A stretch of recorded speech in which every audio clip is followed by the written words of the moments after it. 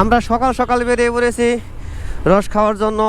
আর আজকে আমরা এখন রওনা দিচ্ছিল আমাদের গ্রাম সাতেহাটি আইসরা থেকে। এটা হলো আমাদের সাতেহাটি বাজার। যেহেতু আজকে ঠান্ডা তেমন একটা পড়ে নাই, কিন্তু আমরা উঠছি প্রায় 5:30, আজান দেয় তখন উঠছি, 5টার দিকে উঠছি, তার আজানের আগে উঠছি। কিন্তু যে সামনে যে লোকটা দেখতেছেন এর জন্য দেরি হয়ে গেছে। সে রেডি হয়ে বেরোনোর পরে আবার মনে হয় ধরছে টয়লেট, পরে আবার সে টয়লেট করে এসছে। এখন আমরা আবার যাচ্ছি সবাই মিলে বেরিয়ে।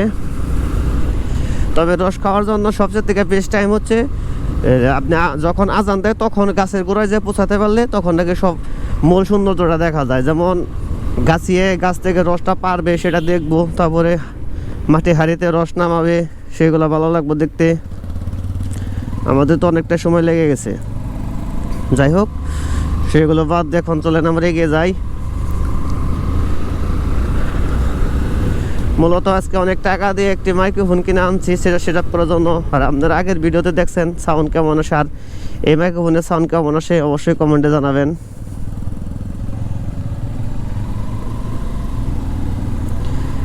আর আপনাদের একটা কথা বলি, আপনারা অবশ্যই আমার ফেসবুক পেজটা ফলো দিবেন, কারণ আপনারা ফলো না দিলে কিন্তু আমার ভিডিও করতে ভালো লাগবে না। মোটামুটি ফলোয়ার কিন্তু অনেক বাড়তেছে জরির ব্যাগেতে, অবশ্যই ফলো দেবেন। আর যারা ইউটিউব থেকে দেখছেন চ্যানেলটা সাবস্ক্রাইব করবেন। সাবস্ক্রাইব না করলে ভিডিও করতে ভালো লাগবো? মিয়ারা সাবস্ক্রাইব করেন না কেন? হে এখন না মনে প্রচুর ঠান্ডা, ওই সাইডে তো তেমন একটা ঠান্ডা লাগলো না, এনে প্রচুর ঠান্ডা লাগতেছে। দেখেন কি পরিমাণ কুয়াশা পড়ছে। কুয়াশা, এটাই সেটা শীতের মজা। কুয়াশা কুয়াশা কুয়াশা, ও মাই গড। এবছর প্রথম শীতের শুরুতে বের হলাম এত সকালবেলায়। এবছর এখন তো এত সকালে আমরা বের হই নাই। আর এই সকালের যে পরিবেশটা, এটা আসলে আজকে প্রথম উপভোগ করছি।